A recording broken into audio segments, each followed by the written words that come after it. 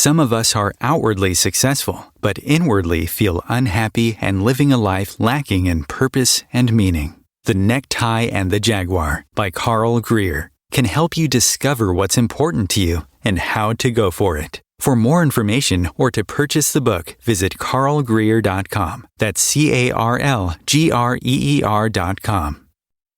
Grab a cup of tea or a glass of wine and tune in for inspired conversations with publisher Linda Joy.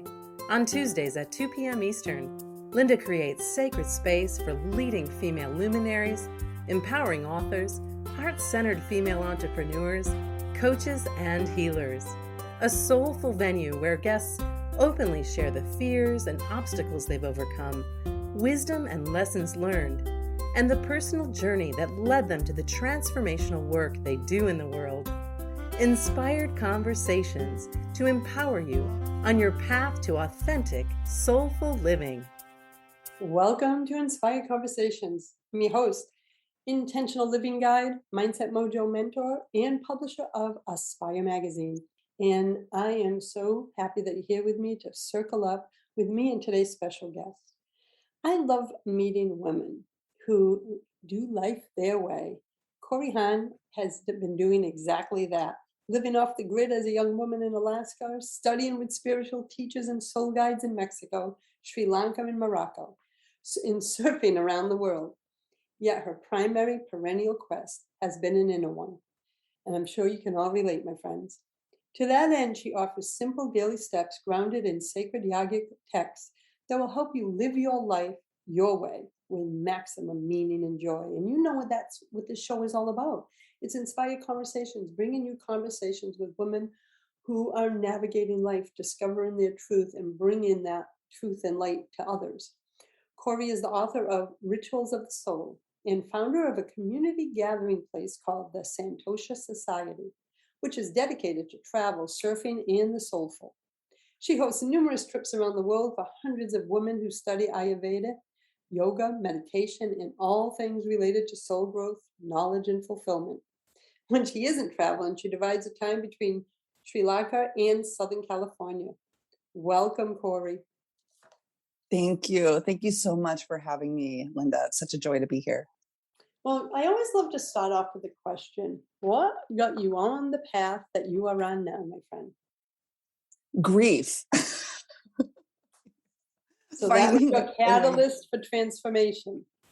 I think so. Grief and pain and suffering and wanting things to change from what I thought wasn't right. You know, these are the feelings that we should not be having. So let's find a way to transform them. And I think through that journey, I've come full circle on that. And now I realize that this pain isn't avoidable, but there are systems that we can use, and like the yogic system, to help us, guide us through these difficult times, at least, if nothing else.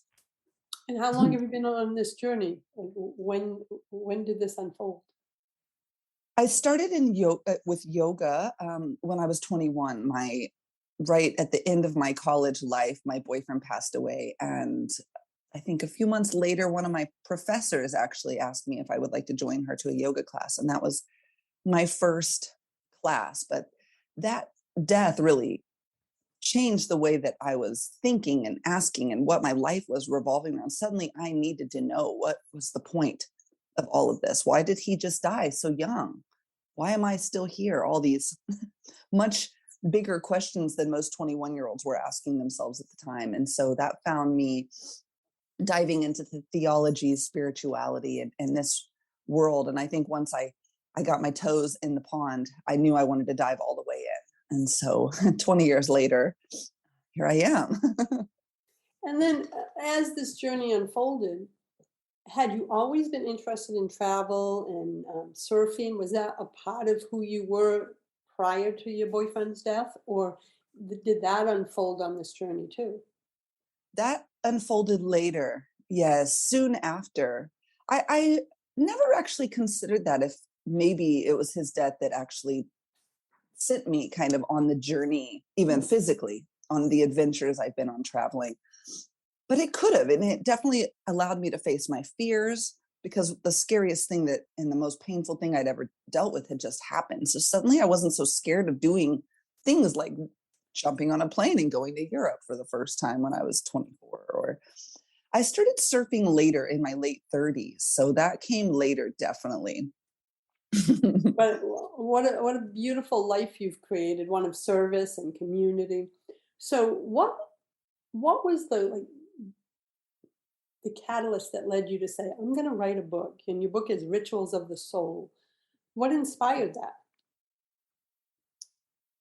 I was loving writing. When I started my own business, I started just writing Instagram captions, but I found that I loved it. So I did it a lot. And eventually I realized I didn't want to be told your caption is too long anymore. So I started writing longer. And then I just was doing a lot of yoga nidras, which is a deep relaxation style of meditation. And I had this repeating message. And now I can realize that that was definitely a soul message. It gave me this dream to write a book, even though I wasn't sure why or about what or how, or I didn't really think the whole thing through, but I just started writing. And 5 years later, it's morphed into Rituals of the Soul, through many layers of breaking it down and simplifying it and asking myself where I'm really going with this. And so it really came as just a soul dream. I wasn't set on any sort of accomplishment or even getting it published. I just needed to write as a cathartic process. And it truly has been a cathartic process. I have never felt so seen and heard by just moving my words outside of my body. And then even the editors and publisher to help me find what I really wanted to say and make that clear has been such a beautiful process for me in my inner world, actually. I am also a book publisher, and we've our 18 books coming out, and mostly in anthologies. And one of the things I say to the women as they're writing their story is it will be the most healing thing you ever do for yourself. So I get that about the writing being like so cathartic. It's so true. And something I didn't realize either is that how scary it would be to publish it. So just a few days ago, it came out and I was like, you should be celebrating. But then I realized I'd put all my vulnerability, all my secrets, all my stories were now in this book. And that maybe the celebration would have to come later, because at this moment I was panicking. But even that alone, it feels healing. And now I'm feeling lighter and de-shamed from it in so many ways by just putting my truth out there. There's so many layers, like a diamond, to how beautiful this process has been for me. So, and I'm going to share, because there's no accents. After our taping, I'm actually having a group call with the authors of the book coming out in November. Guess what it's on? Visibility triggers. And I've been doing this 18 books, 250 authors. Everything you're experiencing is so normal. It's your truth, like everything you just described. And they're all normal triggers. The closer your book gets to production, release, getting in people's hands, every fear, sense of judgment comes up. So I just wanted you to say, I've worked with 250 women. It's so normal, and you're at a beautiful place. I'm so glad that you're already feeling that energy dissipating, because this message is meant to be shared. And I want to say, I got the book in my hand. It's stunning. The cover art is beautiful. I love the energy I feel from the book. So it's a beautiful gift, and you were meant to write it. And I'm so glad that you did. Thank you. Yes, thank you. I had no idea that this was a part of it. So it's nice every time someone says, this is so normal. I'm like, okay, good. Thank you. Oh, very, very normal. There's no accident. I'm going to be teaching on it shortly. So I'm glad that if my words can uplift you to normalize the feelings that you're feeling. So one of the things is, and I laughed when I read it, you say in the book that you have an incredibly dedicated yogi. Yeah, you really step on the mat. So talk about that. How is that possible? Because yoga actually means the cessation of the fluctuations of the mind. So many of us struggle with our mental health. It's a human thing. It's not just a COVID thing. It's something that we're all dealing with, how to balance, to harmonize what's happening in our brains to what's happening in our bodies and our lives.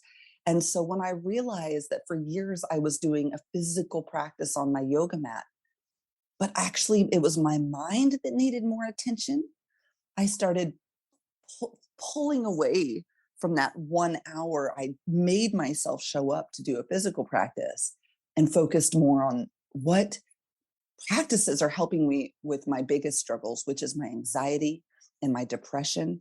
And so everything, that's really when the book started to come to my head, is I was like, we're not practicing this correctly. We've taken one out of 200 tips that the guru, the ultimate guru who transcribed all these yogic sutras down for us. This is just a tiny part of this spiritual process, this step-by-step system for getting in touch with your spirituality, with your intuition, and with your soul. And so, yes, it's true. I used to travel everywhere through Tibet with my yoga mat. And now, I mean, I have a 5-year-old. I'm carrying toys around in the yoga mat's place, but we don't have to do the physical. Many people are paralyzed. And what are they going to do? How are they going to get to their spiritual self on the yoga mat? It's just so much more than that. It's it's such a small part of the pie, really, the physical aspects of yoga. So that was important for you to cover in your book, that it's about connecting with your intuition, slowing down the mind. Is that what led you to angle it in that way? Because you talk a lot about, perceiving the world through the lens of our soul and intuition, and that's why it really speaks to me. Yes, and one of those tips. So there's one on asana, which is postures, and it just means become comfortable and steady. That's it. You can do that anywhere. You don't need a yoga mat for that. That was all derived much later. I'm pretty sure 2,000 years ago, they did not have the really nice, super sustainable foam mats, But another one of the sutras says all the powers of yoga can be found and can be created through intuition. So we can truly even gain our own enlightenment and really come to terms with our superpowers like levitation and introversion, so many things, by just becoming in tune with that inner voice or whispers of our soul. And so when that dawned on me, I went back through all of the 200 yoga sutras and looked at it from that aspect. And then that's when the aha moment came. And I was like, okay, I'm actually really onto something here, that this is what the entire process is working towards. And now if I put this intention in behind my practices, let's see what happens. And what I found was I could just sit and float through life so much more with a spiritual confidence, with a trust in the universe, with a understanding of why I was meditating, of why I needed to feel for my traumas and my pains and let them escape me. The whole process of life suddenly felt revealed to me. And that's what I truly hope the reader gains by this book, is to really see that time on your mat to do anything at all. Even sometimes I go to my yoga mat, but just to bring my computer to study astrology, because I need to trust in something divine in that day. That's what I need for myself. And to see yoga as that, it's really more of a questioning, what do I need? And how can I make little baby steps every day to feel that way? Isn't that what we all really need at these times, is to ask ourselves what we need, because we're living on autopilot. And when we come back from our first break, Kori, I want to talk about that more, because so many of us are disconnected from ourself, from our truth, from even our pain, right? So 100%. We'll be back in a moment with Kori Hahn. You can learn more about the author of Rituals of the Soul at SantoshaSociety.com. We'll be right back, my friends. This is OTRFM, part of the IOM radio network. Inspiration for a Woman's Soul. Aspire Magazine, inspiring and supporting women on the path of self-discovery. Claim your free digital subscription today, which includes access to thousands of dollars of personal development bonus gifts from Team Inspiration Partners. Claim your Aspire magazine subscription today at subscribetoaspire.com. Hey America, we need to have a little talk. We've got more food than we know what to do with in this country, yet 17 million kids in America are struggling with hunger. Makes no sense. Luckily, the Feeding America nationwide network of food banks has volunteers gathering excess food and getting it to hungry kids. They're kind of like food angels. Hey, become a food angel yourself by supporting Feeding America in your local food bank at feedingamerica.org. We can't do it without your help. Brought to you by Feeding America and the Ad Council. Are you trying to get from point A to point B and need a little advice? Connect with the counselors at OMTimes Advisors. Whether you're looking for a life coach or a spiritual intuitive, the advisors participating at advisors.omtimes.com were carefully chosen based on their gifts, skills, and professionalism. OMTimes Advisors, connecting you with the best advisors in the business. Hi everyone, this is Shay Parker, the host of Best of the Best, which airs live right here on IOM Radio every Tuesday night at 8 p.m. Eastern and 5 p.m. Pacific. I'm super excited to bring you expert guest hosts, spiritual discussions, free psychic readings, and so much more. I can promise that you will not want to miss this one-of-a-kind, fun, yet touching, down-to-earth show. Join us every Tuesday night at 8 p.m. Eastern, 9 p.m. Pacific on OTR-FM. This is Shay Parker, and I can't wait to see you there. This is OTR-FM, part of the IOM Radio Network. Welcome back. You're listening to Inspired Conversations. I'm your host, Linda Joy, and with me today is Kori Hahn, author of Rituals of the Soul. So, Kori, right before the break, you were mentioning that sometimes you just go to your mat, and I loved what you said, you bring your laptop, you're looking at astrology because you're listening to what you need. But for so many, they've become from life, trauma, the heaviness of the world, they're disconnected from even hearing those needs. And throughout your book, you give various ways to help them reconnect. So share some of those ways, because I know you talk about the timeless principles of awareness, intuition, self-knowledge, and manifestation. Yes. And I believe we all start at the same place, and we will move through these 8 principles or this 8-step cycle many, many times through our lives. Especially, it was amazing for me, since you are a publisher and you work in this world. Every time I went through and edited, I did this process again. And I started from the beginning, which is where I'm going to start right now with you, which is really just creating space. And that's what that asana sutra means, is how can I create comfort and steadiness in my body? And you can start today with that. Look at every posture your body makes today, right now, as you're sitting at your computer. What are you doing? Are your shoulders rolling inward? Is there discomfort? And just start noticing what you're feeling in each moment. And you might notice that every time you go to do the dishes and it's full of your husband and your kids' dishes, you get a little bit irate. Okay, that's an energy sucker. So that is something that we should start changing in your life, because that every day is a ritual reminding you, no one's helping me. So we have to start changing those little habits that are happening. And maybe the dishes is a simple one, but sometimes it's a much bigger thing, like knowing you need to leave your partner. And every time y'all go and try to have a dinner together to fix the relationship, you leave feeling discouraged. You don't feel seen. You feel upset that you're not valued. And you can create space from everything without it being some final end, but merely just saying, right now, this doesn't feel light. This doesn't feel airy. And in the same way that you would tend to your garden, you want to plant seeds in light, airy soil. That's what you're going to start with your schedule, with your body, and with your mind. Just watch and observe without much judgment and find out where you can start creating that space.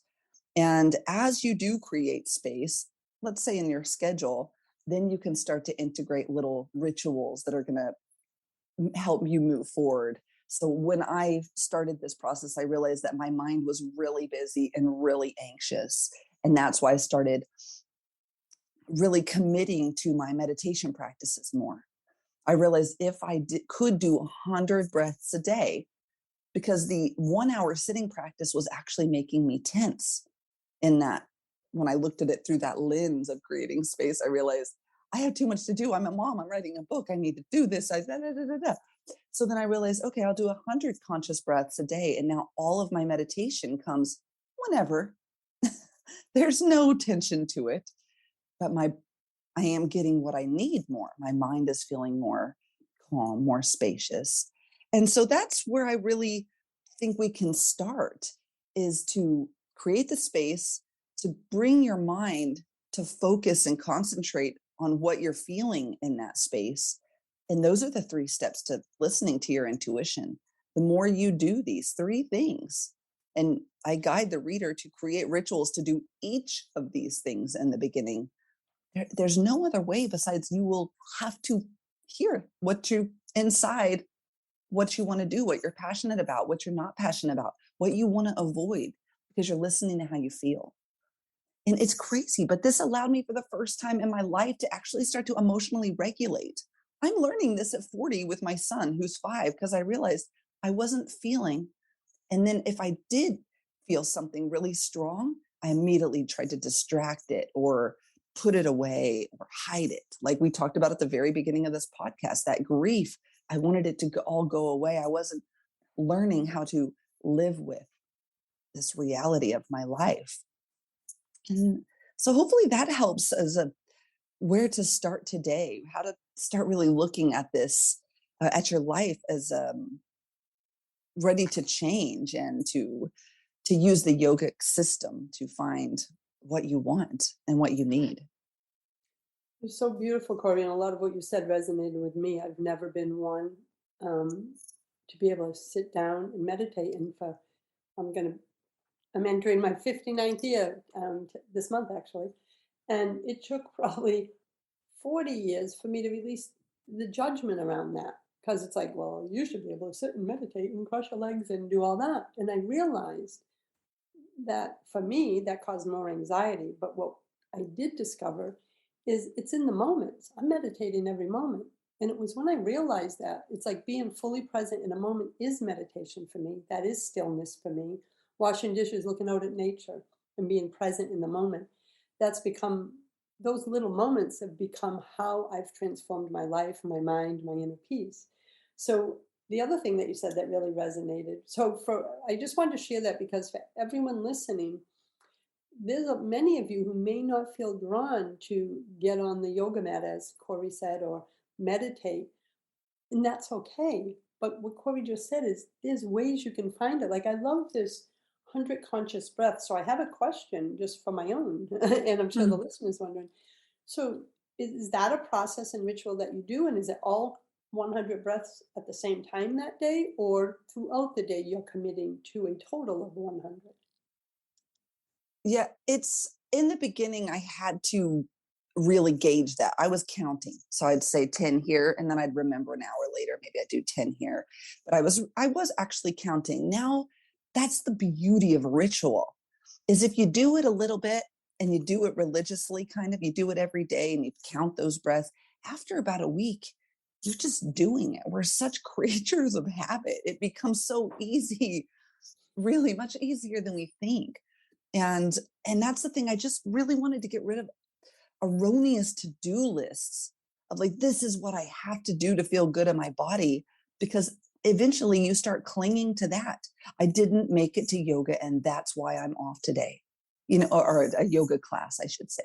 I didn't make it to my 1 hour sitting. And then just like you said, I would shame myself and belittle, and why can't you do this? You've been a yogi for 20 years. And I did never said it aloud. So no one said, you're actually also a mom, running a business, like you're doing all this other, hello. So yeah, it's really beautiful to have that compassion in how you're going to practice and to make it work for you. You never, yes. And I love that because throughout the book is you share ways to do that, right? To be more present. And I know one of them is creating space. For me, I'm dedicated to living an intentional life and having an intentional business. So one of my key things is I follow my joy, not my shoulds. And spaciousness is one of my key elements. I want spaciousness in my life, my daily schedule, etc. It's taken me a long time to create that, but I realized you can't create what you can't be, right?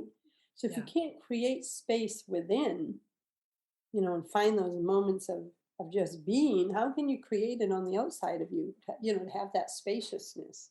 Have you found that to be true too, that you have to embody it first before we can bring it out into the world? Most certainly when it comes to love. Oh, yeah. If you don't love yourself, it becomes very obvious when someone is struggling with their own self-worth, and it's all projected everywhere. I've noticed that so much, even with me. And but yes, with so many things, of course, but I do think we can also force it in our outer world and learn to embody it.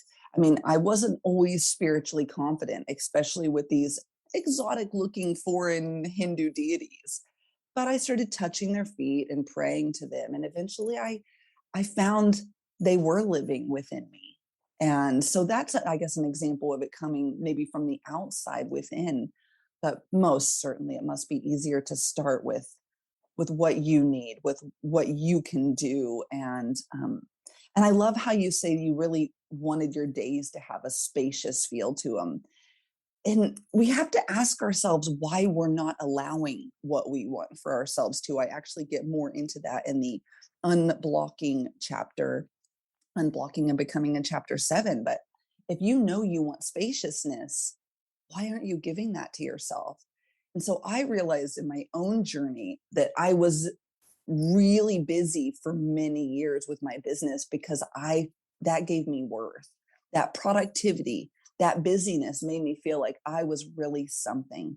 So when COVID happened and that all died, I was like, oh, right. I let my worthiness live in that busyness and in that distraction. And I think that's what so many of us do. We just stay busy so we don't have to feel the wound that's inside of us. But once we do see it and observe it, then it can start to process, to metamorphosize. We can do things to help us feel worthy. We can contemplate this question: why am I worthy? Is it this business?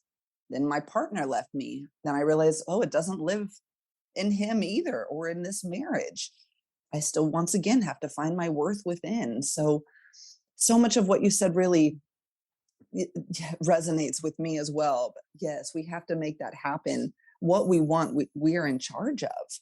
And what our schedule looks like, we're in charge of. It's so true. And I had to learn that. I've been an entrepreneur. January will be 30 years. So I had a brick and mortar back at the beginning. And I was one of those and it was something you just said about wounds. I was 14, 16 hours a day. Yeah, I won every business award, including Entrepreneur of the Year from the state by the SBA.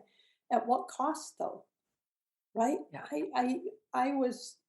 I realize now, looking back, and I tell my private clients this, I said, I was being busy to say, well, if I win this award, if I do this community service endeavor, if I go, then I am worthy. Mm-hmm. And it wasn't until I could uncover that wound. And now, I have an intentional life, an intentional business, 4-day work weeks, 13 weeks off a year. And it comes from a place of just deep peace. But until I found that peace within, I couldn't create that peace around me. And so it really, everything you're saying really resonates. And, in the book, in that chapter on creating space that we're talking about, you share an exercise, and I'd love to talk about that. We're going to take another break, and we'll be back. So I'm with Kori Hahn, author of Rituals of the Soul and founder of a community gathering called Santosha Society. You can learn more at santoshasociety.com. We'll be right back, my friends. This is OTRFM, part of the IOM radio network. We can all use a little more peace and joy in our lives. Don't you agree? Counselor, best-selling author, and self-nurturing expert Kelly Grimes of CultivatingPeaceAndJoy.com is passionate about empowering overwhelmed and exhausted women to live with more peace, joy, and meaning through the practice of self-nurturing. Through her experience working with individuals, speaking, providing workshops, and teaching professional and leadership development to forward-thinking organizations, Kelly knows that nurturing peace in the world begins from the inside out. That's why she created the free Cultivating Peace and Joy mobile app that brings you beautiful self-nurturing reminders, guided meditations, empowering practice tools, and daily prompts with an inspiring question to guide your daily self-nurturing practice. Download your free Cultivating Peace and Joy mobile app today at cultivatingpeaceandjoy.com. OMTimes Magazine is one of the leading online content providers of positivity, wellness, and personal empowerment. A philanthropic organization, their net proceeds are funneled to support worldwide charity initiatives via Humanity Healing International. Through their commitment to creating community and providing conscious content, they aspire to uplift humanity on a global scale. OMTimes, co-creating a more conscious lifestyle. This is Terry Van Horn, and I want to invite you to join me for my weekly radio show, Hailing Light, on OMTimes Radio, every Wednesday at 6 p.m. Eastern Standard Time. On Hailing Light, we want to bring love, light, and blessings into your world. You can find out more about us at www.healinglightonline.com. Blessings. Me, a cat, moving in with a new human. It took a little getting used to. She has these weird games she likes to play, like this giant feather. She sticks it in my face. I swat it away. She sticks it in my face. I swat it away. It's almost like she thinks I enjoy it. But seeing how much fun she gets out of it, well, I guess it makes it all worth it. Humans. A person is the best thing to happen to a shelter pet. Be that person. Adopt. Brought to you by the Ad Council and the ShelterPetProject.org. This is OTR FM, part of the IOM Radio Network. Welcome back. You're listening to Inspired Conversations. I'm your host, Intentional Living Guide, Mindset Mojo Mentor, Linda Joy. And with me today is the beautiful Kori Hahn, author of Rituals of the Soul. And I'm holding her spectacular book in my hands. And in the exercise inside creating space, I love this. It says, where in your life do you need more space? And it coincides with everything we're talking about, because we don't even ask that question. We just keep going. And I think everything that happened with the pandemic was the rug got pulled out from under all of us. There was no place to go. And we had to face ourselves. Yes. And so you share something here. It's not possible to create space in your life until you understand which activities and habits are making your life feel cluttered and busy. And so for me, that's exactly what I went through, in my own transformation. So do you notice that with a lot of your community or your private clients, that they really are, their days are so stuffed with stuff that doesn't even give them joy? They have no time to know who they are. Absolutely. Or how much we do because we feel we should. There's this other pressure. I need to get this done. I need to do this. But all in all, this pandemic was actually really nice for me, and in the sense that I learned to do nothing for months. Yeah, and it was a deep dive too, wasn't it? Because much of our identity is in what we do, and when we can't do, we go, who am I?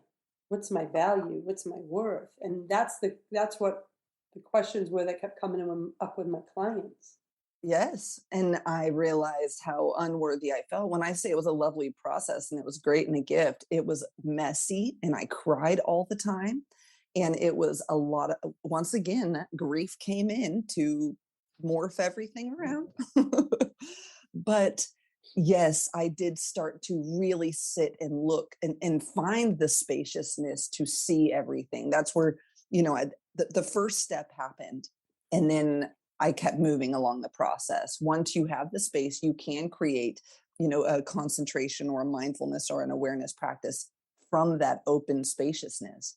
And once you start to concentrate on the spaciousness of yourself. So as I started to meditate in that, open schedule of the pandemic, I realized that there were family wounds, inner child things, probably past life things coming to my awareness there were dreams that were inside of me that I didn't realize were there. And suddenly, as painful as it was to sit by myself and lose everything that I thought I was worthy for, what I've gained from that is to find my own innate worth. And I don't think this is a quick fix, or I don't think I've totally figured this out, but it definitely was the catalyst that got me started realizing, oh, you have some self-work to do, lady. And so that's allowed me to really give myself everything I need for the first time in my life, this year, probably 2021, from that. So that's where the gift is, even though it was really messy and emotional and hard.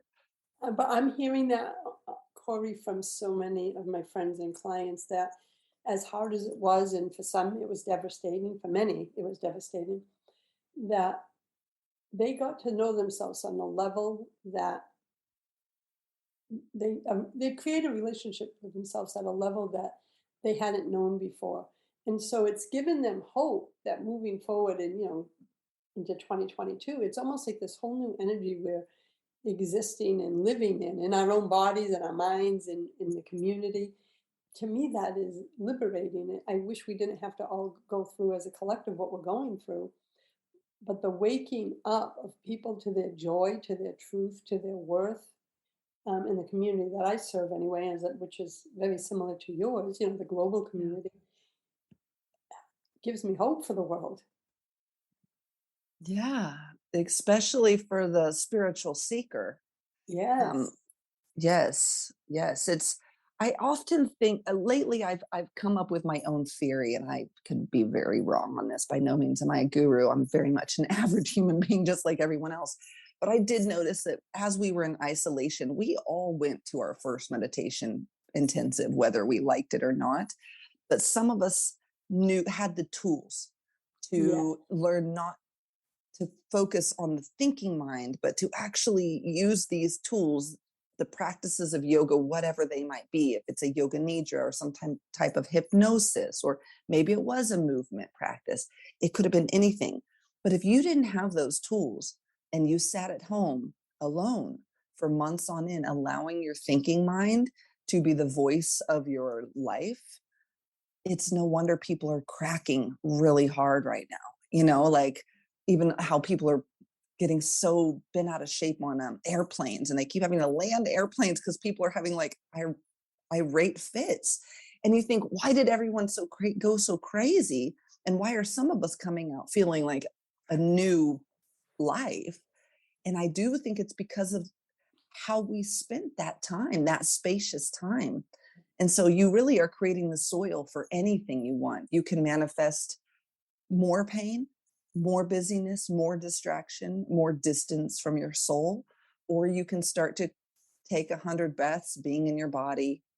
You can start to ask yourself certain questions and move towards answering those questions. You really have so much choice in where you're going with your future.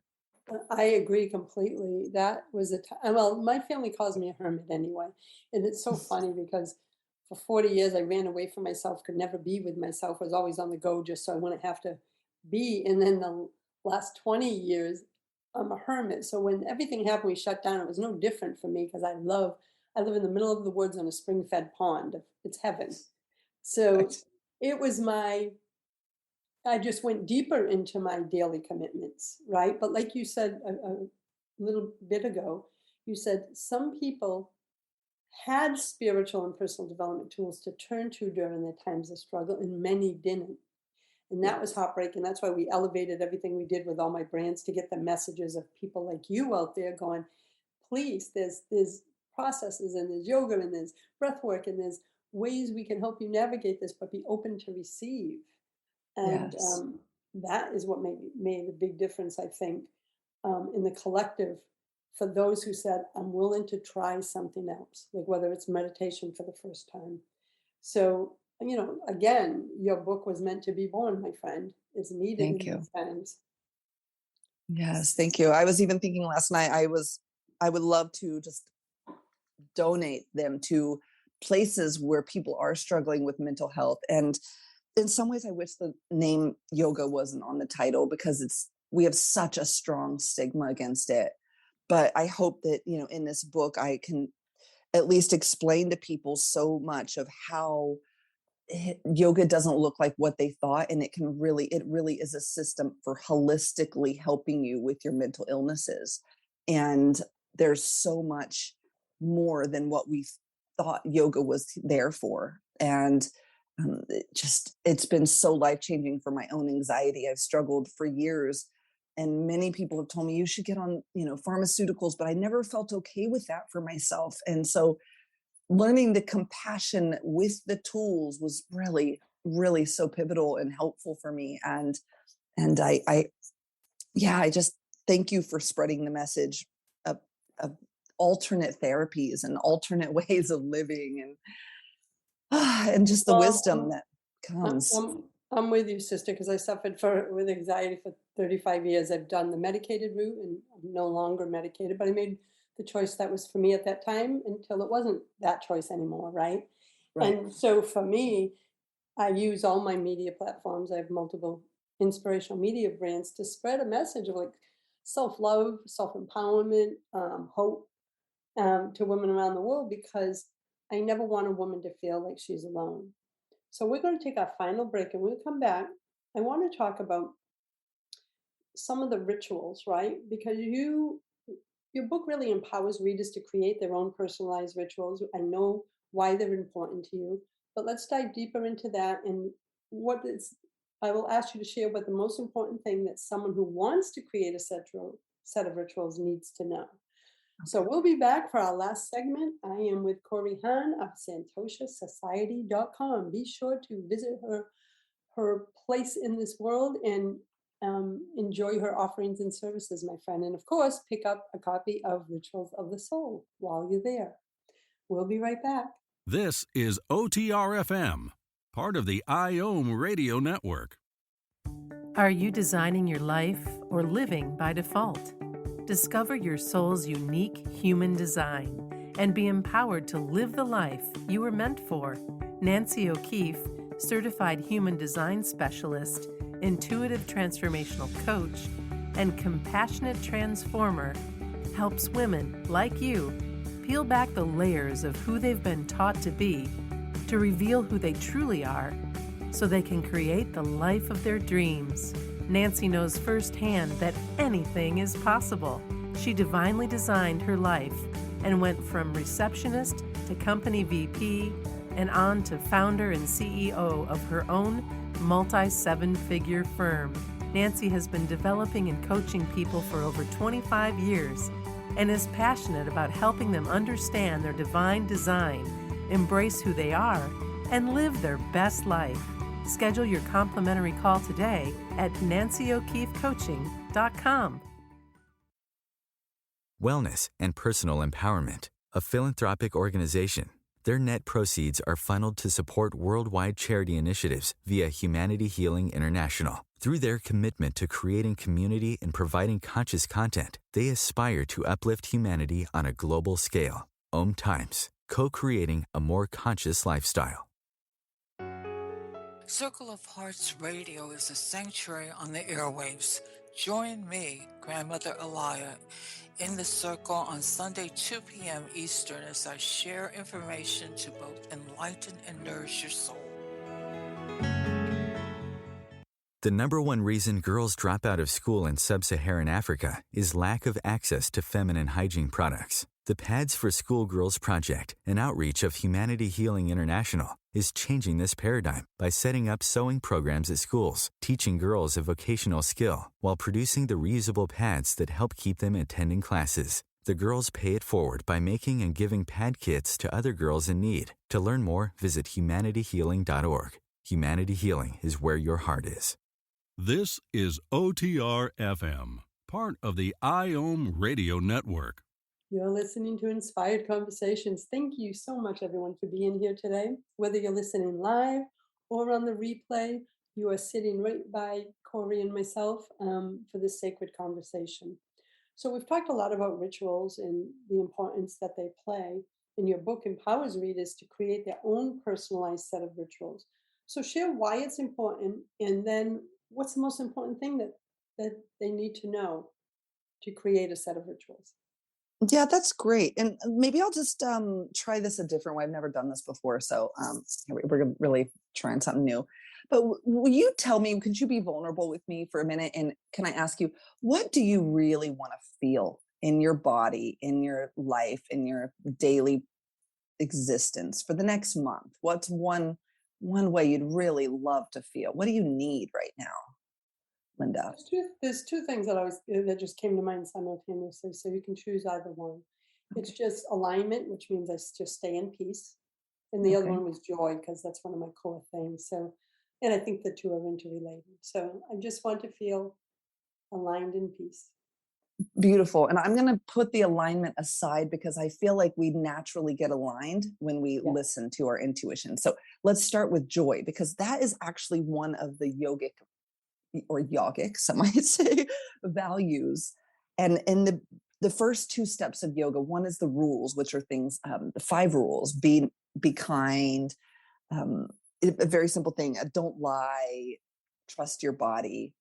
But then they give us 5 values, and these are called the niyamas. And one of these is contentment, things that make us feel happy. And also another one is called tapas, which is fiery passions. So it really is something that brings you joy and passion. And what does bring you joy and passion? What do you love to do? You have I love to be in nature. I love drawing. I love anything creative. Perfect. Let's just, easy enough. Intuition answered it right away, didn't it? So every day, let's go into nature and draw or be creative in any way for 15 minutes. Or actually in the book, I guide the reader to tell me or tell yourself how much time you can actually dedicate without it feeling like, oh God, I have to go do this. Like if I said you do that for 2 hours, you'd be like, yeah, honey, well, like, but like, so if you told, how long do you think you could do that every day? Or would you like to, that wouldn't feel imposing? Oh, I'm up to 30, 40 minutes a day.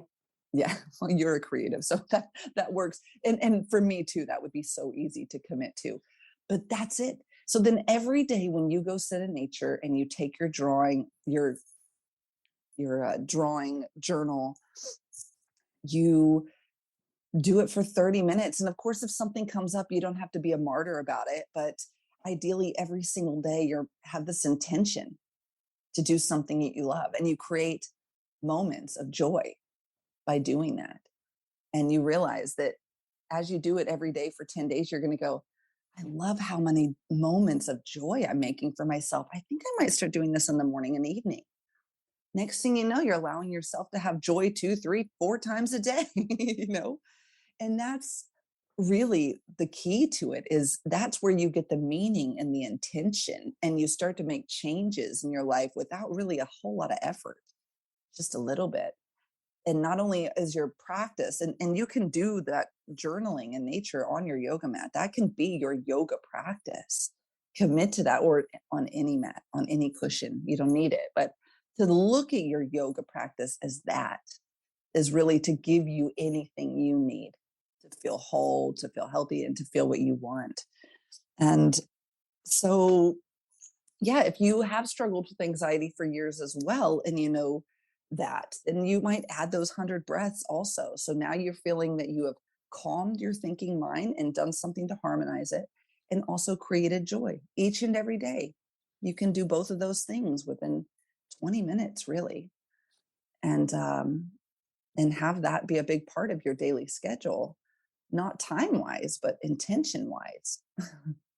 That's what I love about what you just taught. You taught it isn't really about the ritual, it's about the intent behind it. So the intent was to experience a feeling or an emotion, joy, inner peace, whatever it may be for them. And that is what leads us to the commitment, if I understand it, because the more you keep doing it, the more you experience that which you were seeking. Yes. And see, for me, I love that, because it just feels intentional, and everything I do, I want to feel intentional. And it's taken me years, but every day, 4:30, doesn't matter. Myself and my honey, we head down to our 2 Adirondack chairs at 4:30. We sit there, we look at the water. Sometimes we speak, sometimes we're just in nature. It's how we close out our day. We're both entrepreneurs. And that is intentional to me. That is a ritual, right? It's become a ritual. We didn't say, let's create a ritual. It became, Yes. let's find a beautiful way to close out the day, enjoy nature. Nature always grounds both of us. And now it's become a ritual. But it fills us up. Beautiful. And that's really, you just kind of explained the cycle we go through with dreaming to manifesting. Like your dream was joy, your dream was that peace, and you manifested it. It was really so much simpler than we make it, you know? And I just think it's beautiful how you give yourself permission to do all that. Isn't that really what it takes? So many people are chasing and being busy and don't take that time for themselves. But by making this simple ritual, we learn to do that. And we learn so much more through that, like how to love ourselves, which is really a beautiful thing in the end of the day. And it's so true. One of the things I found about manifesting is the more you chase what you want, the more you push it away. The more you Exactly. lean back, allow, hold the space for, it just flows your way, because that's the divine wants to support us. And I just want to bring up for those listening, as we, and we have about 5 minutes left, but I didn't want to forget that inside the book, I think it's chapter 9, you actually have some manifestation rituals. So I'm going to invite everyone, make sure you pick up a copy of Rituals of the Soul, using the 8 ancient principles of yoga to create a modern and meaningful life. You can get that at santoshasociety.com. Learn more about Kori's work in the world. I want to make sure I get that big shout out in, because the book is beautiful. It's powerful. I love the practices in it. And you just share so much wisdom. Thank you. Yes, I really, I feel that I channeled so much of this. So it's easy to stand up here and promote this, because the wisdom behind it all came from Patanjali's Yoga Sutras. It's a tried and tested system that has worked for so many, and in different lineages. And even you can use this book to use Jesus or Muhammad or Buddha or anybody as your example, and the ways that they've used their life to do the same thing that this book explains for us how to do ours, without a lot of esoteric or religious background. And so thank you. Yes, it's been such a journey for myself, learning how this works too. I've enjoyed it so much, and I hope the readers love it as much as I do. Well, I know they as will. And I was reading the back cover, and there's a paragraph that says, timeless principles of awareness, intuition, self-knowledge, and manifestation become contemporary practices, incorporating visualization, breath work, journaling, affirmations, and meditation. You cover so much. Yeah. Yes, it's true. It's all, I never realized before how affirmations are actually a sutra. It says if your mind keeps telling you something in one way, repeat yourself the other. So if it's very negative, repeat. And I always thought affirmations were such a modern day manifestation tool. Then I realized, no, this has also been around for 2,000, 3,000 years. And so it's all there. It's all, there's so many tools for us to use and so many rituals for us to choose from. And it's so, that's the part I love, is there's so much out there and available to us that we get to pick and choose, because we're individuals, what feels good to us, right? So Yes. some it may say, well, I'm going to go for the yoga and the breath work. Someone else may say, well, affirmations and the 100 conscious breaths process works for me. That's the beautiful part. We get to pick and choose the spiritual tools that resonate with us. And that's what I had to do over the last 30 years, is keep trying things on. But what I want to encourage everyone is, you can't transform your life, your thinking, your beliefs by doing the same thing you're doing. So open to receive content and shows like this, open to receive Kori's book, The Rituals of the Soul, because we are not meant to go through this path and journey alone, right? The divine brought us wisdom teachers who are bringing these processes and rituals and services to life to be of service. So allow them in. So that's my message for you all today, is open yourself to receive. Try new things. so that you can create transformation in every area of your life.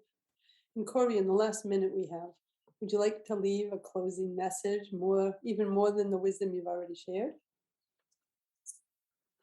Just everything in my belief, and through the research I've done over 5 years in this book, I have found that ultimately we're all just on a journey to learn to love ourselves, to find innate worthiness, to believe that we're a soul living a purpose in this human body. And all of our dreams are merely trying to show us that and teach us that. So I hope that maybe today your affirmation is, I am a soul in a human body, and I have such an important purpose to be here on earth. And I am so worthy merely for being in this body, not for the production, not for the relationships, not for how well I mother, but merely for being here and experiencing it without doing anything.